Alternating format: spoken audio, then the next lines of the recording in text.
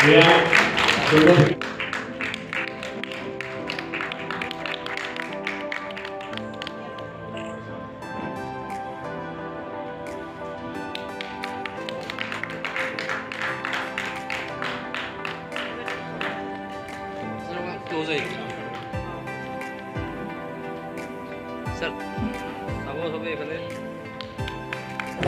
অসমৰ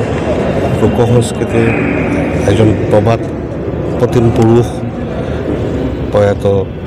আমাৰ তেখেতৰ উদ্দেশ্যে আমি আজি যি আমাৰ শ্ৰদ্ধাঞ্জলি জ্ঞাপন কৰিলোঁ এইটো আমাৰ কাৰণে এটা ৰামেশ্বৰ পাঠক ডাঙৰীয়াৰ নাম অসমৰ লোকসংগীতৰ লগত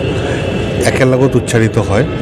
তো তেখেতক আমি শ্ৰদ্ধা জনাব পাৰিছোঁ আৰু তেখেতৰ পৰিয়ালবৰ্গ আমাৰ লগত একজোট হৈ আমি আজি তেখেতৰ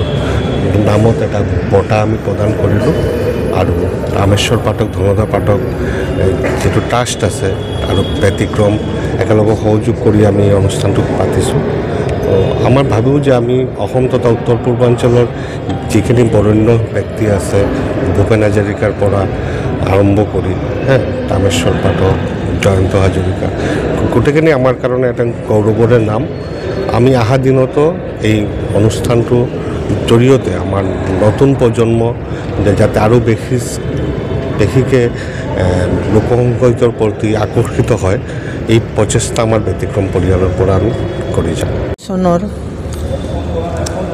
3 ডিচেম্বৰ তাৰিখে মোৰ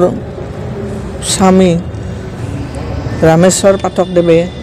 আমাক ইহ সংসাৰত অকলশৰীয়া কৰি এৰি থৈ স্বৰ্গলৈ গতি কৰে আৰু সেই হিচাপে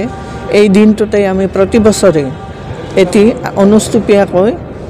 স্মৃতি চাৰণ সভা এখন পাতোঁ আৰু এই সভাখন পাতিবৰ কাৰণে আমি এখন সমিতি গঠন কৰিছিলোঁ আৰু সেই সমিতিখনত আমাৰ অসমৰ গণ্যমান্য ব্যক্তি ৰত্ন ওজাদেৱ প্ৰভাত শৰ্মাদেৱ আৰু শংকৰ দাসদেৱ এনেকৈ প্ৰফুল্ল বৰ্মনদেৱ এনেকৈ বহুত কেইজনে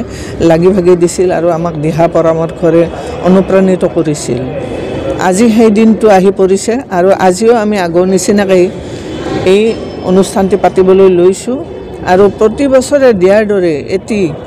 ৰামেশ্বৰ পাঠক স্মৃতি বঁটা এটি দিবলৈ এইবাৰো মনস্থ কৰিছোঁ আৰু সেই উদ্দেশ্যে চিপাঝাৰৰ বিখ্যাত ওজাপালিৰ শিল্পী দ্ৰোণ ভূঞাদেৱক